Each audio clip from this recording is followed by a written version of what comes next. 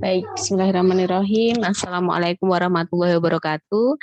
Kali ini kita akan belajar mengenai manual plasenta pada kasus retensio plasenta. Nah, nanti kita akan membahas dulu apa itu retensio plasenta, baru nanti kita masuk ke dalam manual plasenta gitu.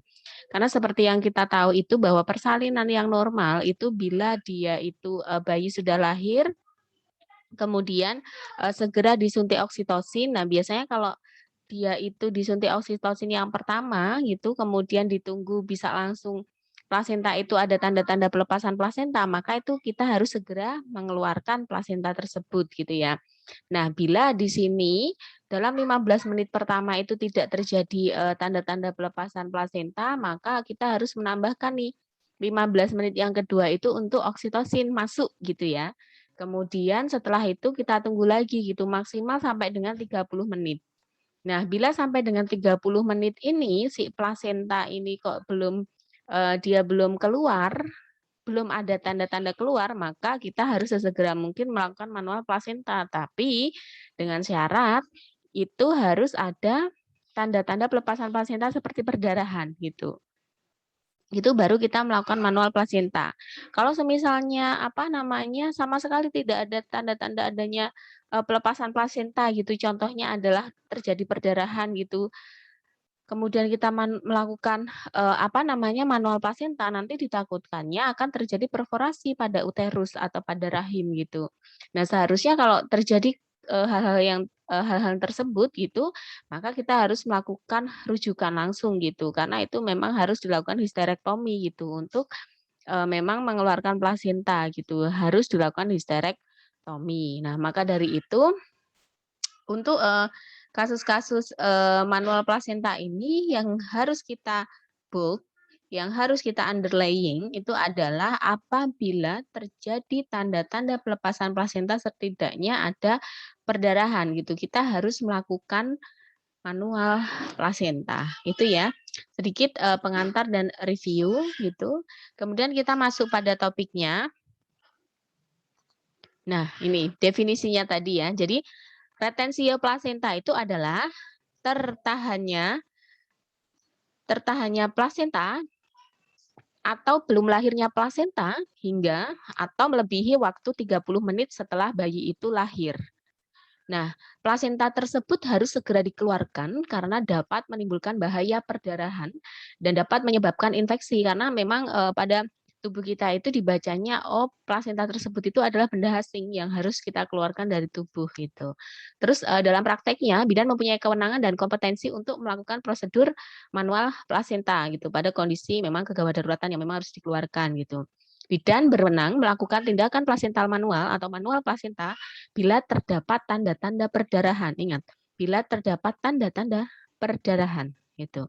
Kemudian perdarahan di sini menandakan bahwa plasenta itu memang telah mengalami pelepasan, baik sudah seutuhnya maupun hanya sebagian saja.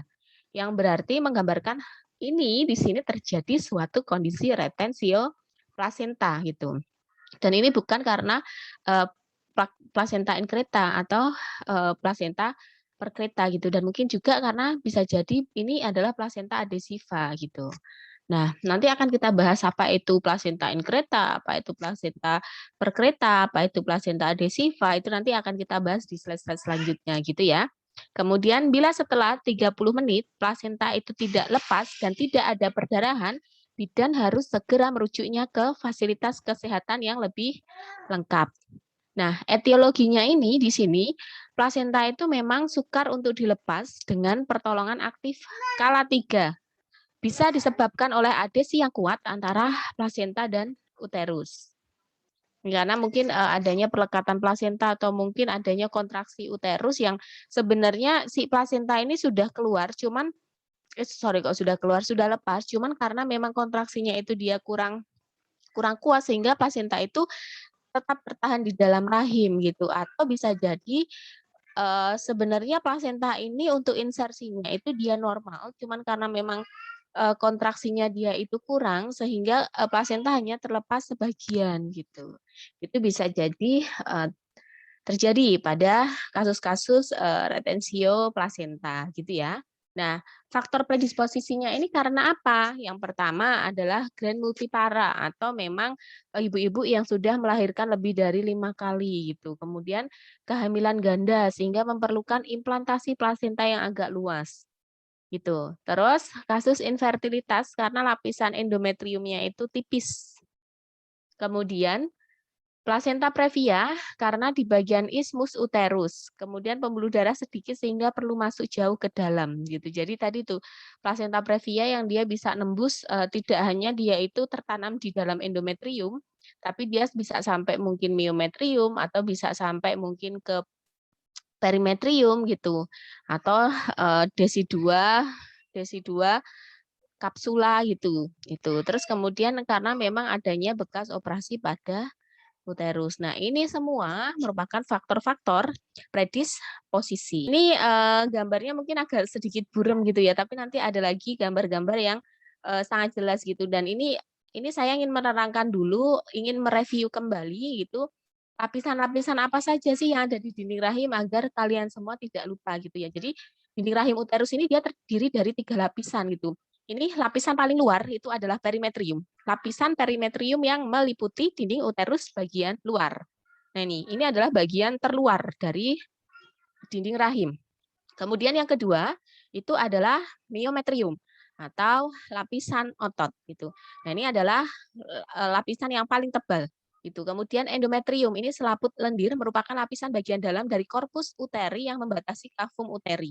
Ini. Jadi kalau kita melihat dari lapisan-lapisan ini dari terluar itu perimetrium, kemudian miometrium, kemudian baru endometrium.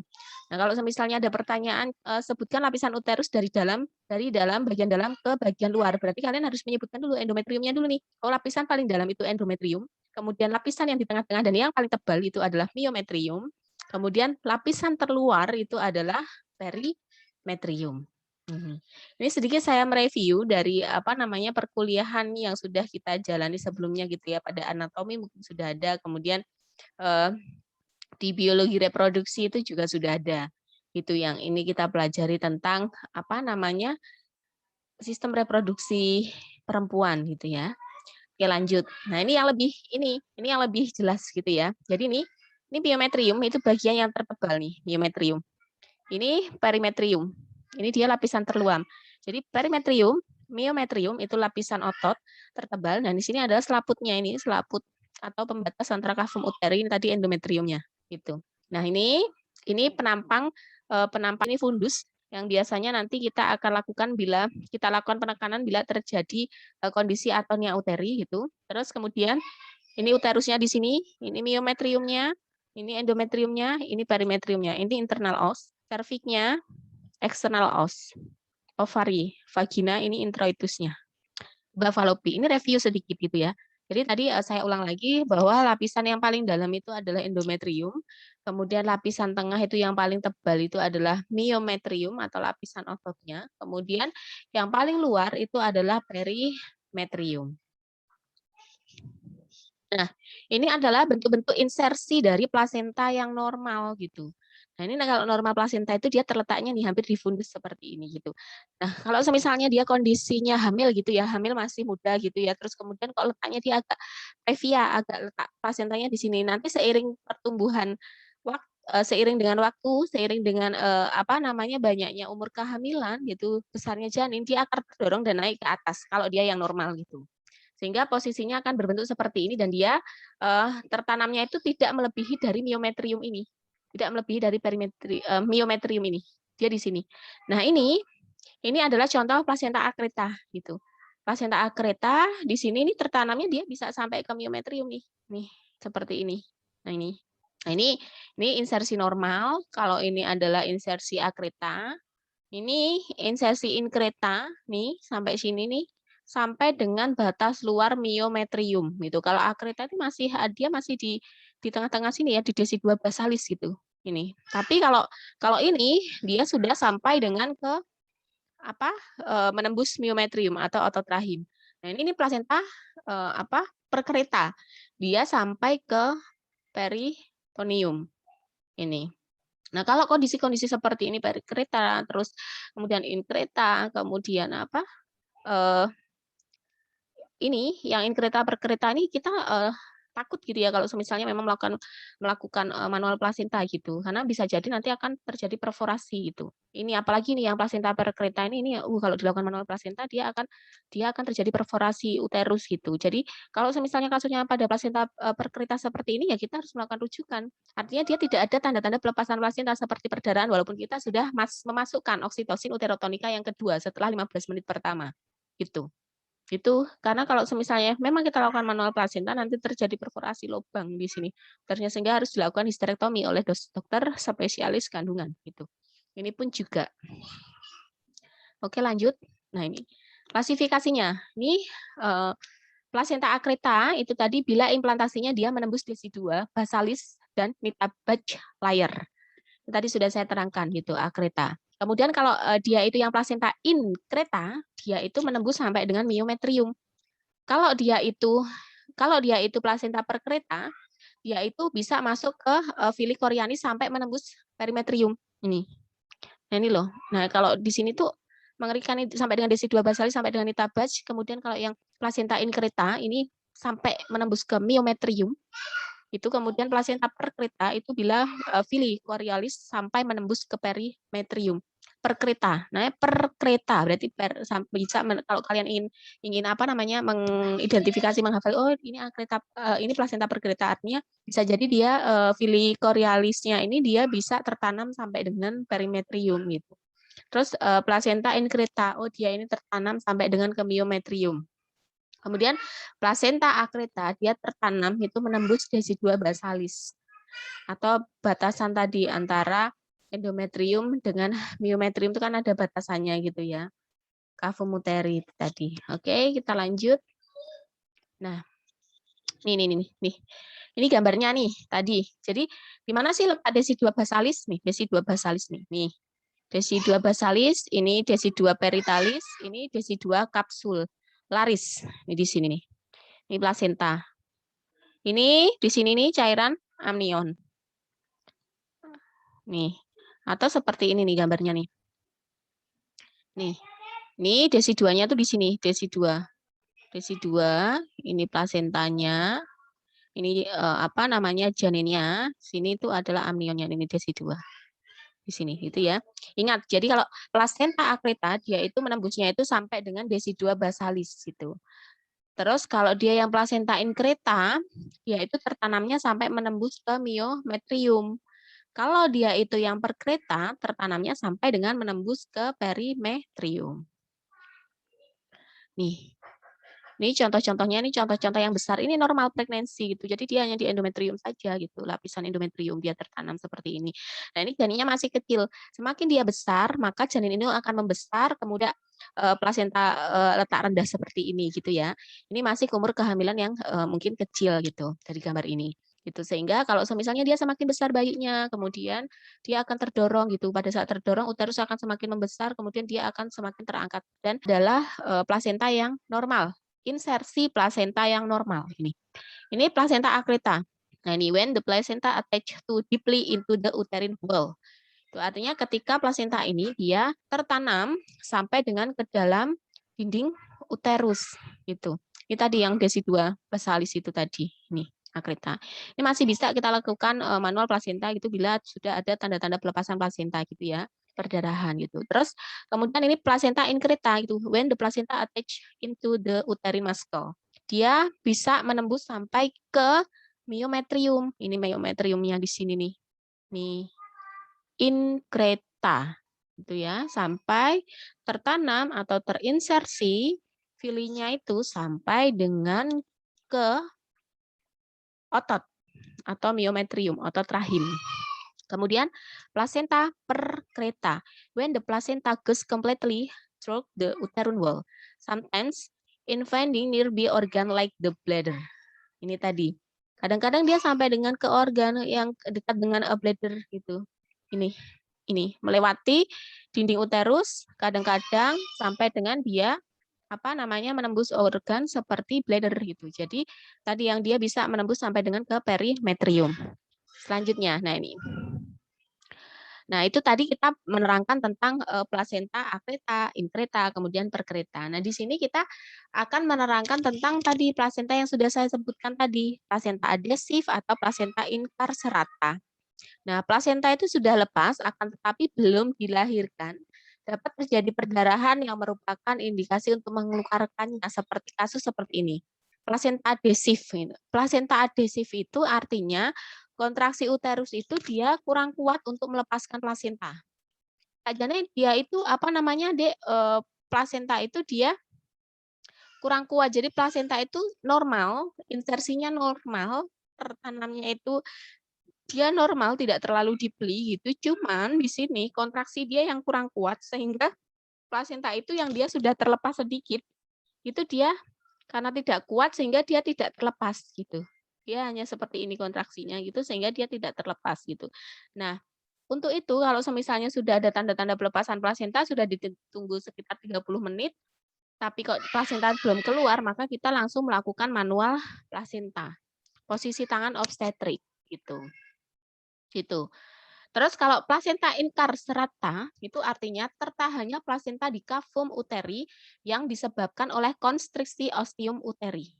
Dia tertahan nih, itu dia sudah lepas tapi dia tertahan nih di cavum uteri yang disebabkan oleh konstriksi ostium uteri sehingga kita harus membantu mengeluarkannya.